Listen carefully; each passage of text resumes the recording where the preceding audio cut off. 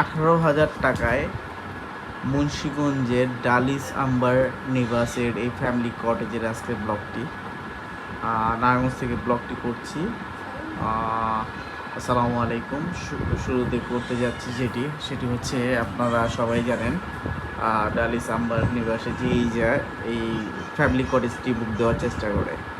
তো আজকের আমার ভিডিওতে এই কটেজটিকে আপনাকে দেখাচ্ছি। প্রথমে ঢুকে দেখতে পারতেছেন একটা সুন্দর লিভিং রুম, বিশাল বড় একটি লিভিং রুম, মানে আদি আমলের একটা পুরান বাড়ির মতো এটা, কিন্তু ভিতরে মানে খুবই ঠান্ডা, চমৎকার। প্রত্যেকটি রুমে এসি আছে।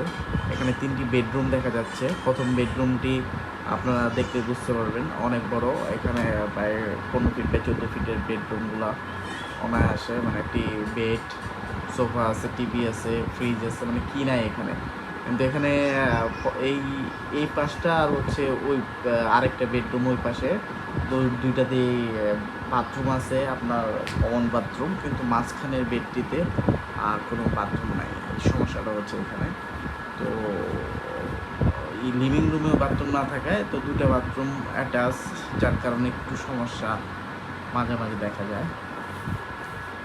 আর সবচেয়ে মূল সমস্যা হচ্ছে এইটাতে ফ্যামিলি কটেজে আপনার 6 জনের জন্য, কিন্তু ওরা কি করে, আপনার মানুষ বেশি থাকলে এখানে কিন্তু 10 জন 15 জন অনায়াসে থাকতে পারবেন, কিন্তু আমরা আরও 2 জন এক্সট্রা থাকতেছে দেখে মানে ওরা আরও 2,500 টাকা করে per person extra bed charge রাখছে, যেটা না হলে হয়।